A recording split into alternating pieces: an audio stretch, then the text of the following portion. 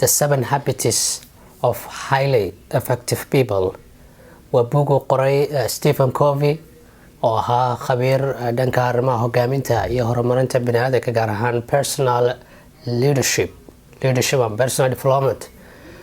wuxuu ka hadlayaa oo ku saabsan yahay 7 caado ama 7 habits oo 7 caado mid kastaana ay wadato mabda iyo principle ay ku dhisan tahay. buugga bilowga hore wuxuu ka waramayaa waa isbedel qofku noloshiisa u bedeli lahaa from inside out oo gudihiisa ka soo bilaabanaya. wuxuu hordhaca isbarbardhigaya oo ka hadlayaa personality-ga iyo character-ka qofka. character-ku iyo dhaqanada akhlaaqiyaadka qofku inay yihiin primary-ga waxa asaaska u ah qofka guushiisa iyo horumarkiisa, ama personality-gu inuu yahay secondary wax farciya oo iyaduna ku caawinaysa laakiin kaligeed aan kugu filayn. wuxuu bilowga ka hadlayaa paradigm shift wax la yidhaahdo oo ah adduun aragga iyo fahamka qofku haystaa had iyo jeer wax gaara uu ka haystaa inaanu 100% sax ahayn, laakiin laga yaabo qofku mararka qaar haddii uu u fiirsado amba uu isku dayo inuu fahmo in laga yaabo in aanu siduu moodaya aanay ahayn. buuggu wuxuu u qaybsiyay guud ahaan 2 qaybood oo ah qaybta hore oo ah private victory iyo qaybta labaad oo ah public victory. qaybta private victory-ga wuxuu kaga hadlayaa 3 caado iyo 3doodii mabda principle.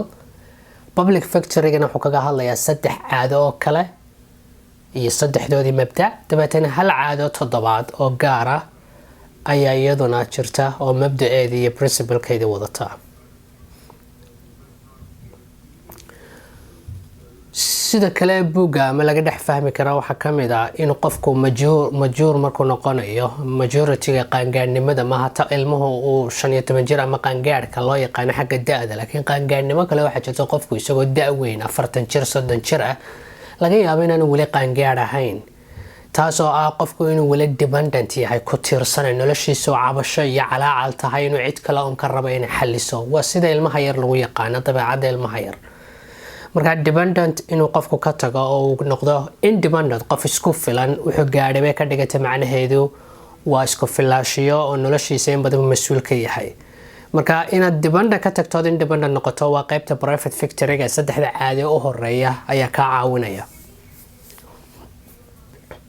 halkaasoo kaliya kuma joojinayo, wuxuu leeyahay qofku wuxuu gaadhayaa heer haddana qaangaadhnimada qofku independent uu ka tagayo isku filaashihii istiqlaaliyadii xorriyaddii dabeetana uu gudbaya heer interdependent oo ah inuu qofku ogaanaya bulshada inuu isaguna u baahayay iyaguna u baahayeen qaabkii la isku kaashan lahaa iyo doorkiisa inuu ciyaarayo. qaybta inaad interdependent u gudubtana waa public victory-ga. public victory-gana wuxuu odhanayaa ma gaadho oo kaliya wuxuunbaa xaqiijiya qof kasoo gudbay qaybta hore. qof independent soo noqday ayuunbaa interdependent u gudba.